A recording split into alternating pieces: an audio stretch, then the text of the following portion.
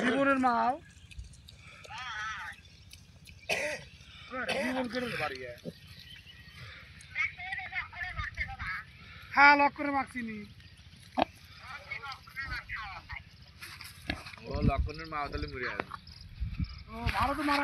মারা গেছে তাই না ভারতে মারা গেছে মনে হয় আচ্ছা খাওয়া দাওয়া করো রাখলাম আমরা ভাত খাবো হ্যালো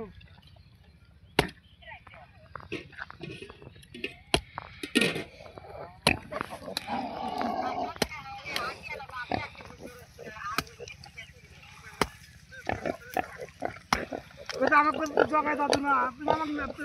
সঙ্গে না আসি তুমি কি আসতে দাও না বললাম যে আসবো ভাই